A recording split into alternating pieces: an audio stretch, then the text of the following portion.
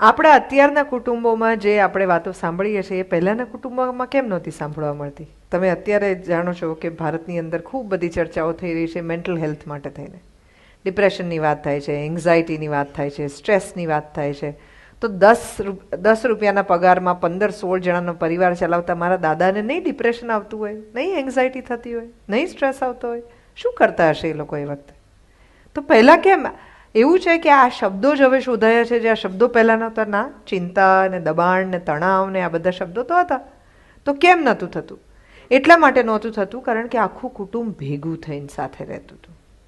એટલે ઘરમાં બધાની વચ્ચે ચિંતા વહેંચાઈ જતી હતી, સ્ટ્રેસ વહેંચાઈ જતો હતો, એકલતા વહેંચાઈ જતી હતી. હવે આપણે ઝઘડો કરીને એકલતા લઈએ છીએ. I want my space. You fight for the loneliness that eventually is going to bite you. અને એ જ ઝઘડો કરીએ છીએ એને કારણે થઈને ધીરે ધીરે ધીરે મારે જે સ્પેસ જોઈએ છે એમાં માણસ એટલો બધો એકલો થઈ જાય છે કે પછી એણે બંધ કરેલા દરવાજા ખોલતા એને શરમ આવે છે, ખચકાટ થાય છે. પછી એમ થાય છે કે મેં જ કીધું હતું કે મારા કુટુંબની વાતમાં વચ્ચે નહીં પડવાનું, હું ને મારું ફેમિલી ને હું ને મારું આમ ને હું ને મારું કામ ને. એમાંથી હવે કેવી રીતે મોટા ભાઈને જઈને કહું કે હું મૂંઝવણમાં છું?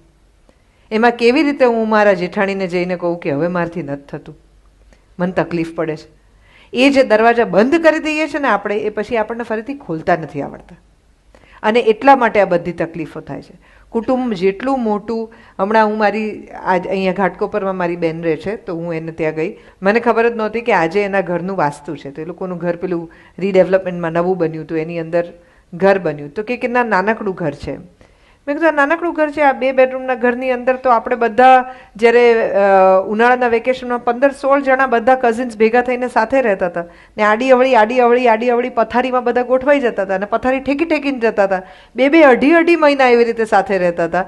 અને આજે અમે જેટલી વાર બધા ભેગા બેસીએ છીએ ત્યારે કહે છે કે એવો સમય જે હતો ને હવે નથી.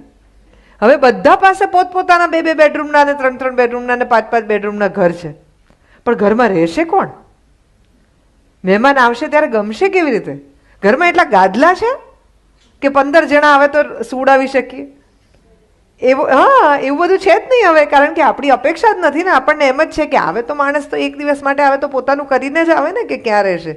એવું કીધા વગર આવી ગયા? એવા કેવા? જણાવ્યું નહીં? અરે 2 રોટલી ખાશો, 3 રોટલી ખાશો, અત્યારથી અમને કહી દો. અરે કેમ પણ? અમારે ત્યાં તો 1-2 જણા આરામથી ભળી જતા હતા. ના ભળે તો એના માટે ફરીથી રસોઈ થતી હતી અને બહુ આનંદથી બધા ભેગા થઈને રસોઈ કરતા હતા. તો એ બધો સમય ક્યાં જતો રહ્યો? કારણ કે આપણને બધા ભેગા થાય એની અંદર પણ સ્ટ્રેસ લાગવા માંડ્યો, બીજા માટે કંઈ કરવું પડશે એની અંદર પણ સ્ટ્રેસ લાગવા માંડ્યો. Why? Because we are all busy proving something.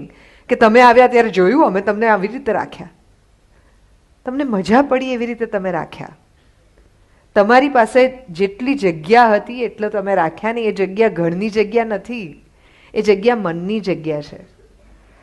કે ગમતા ને વહાલા ને સ્વજનો માટે તો ઘરમાં જગ્યા હોય જ, કરવી ના પડે. એ તો ગોઠવાઈ જાય, એને ગોઠવવા ના પડે. જ્યારે આ બધું બદલાય ત્યારે એની સાથે સ્ટ્રેસ ને પ્રોબ્લેમ્સ ને આ બધું આવે.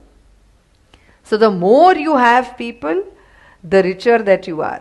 સૌથી વધારે મોટી અમીરી જિંદગીની અંદર શું છે? કે તમે માણસો કમાયા છે. તમારી તકલીફમાં કોઈ માણસ આવીને ઊભા રહે છે. કેટલા માણસ ઊભા રહે છે ને એ તમારી કમાણી છે.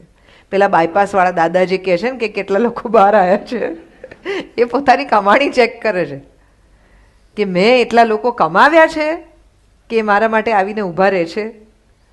તો that becomes a very important address for happiness.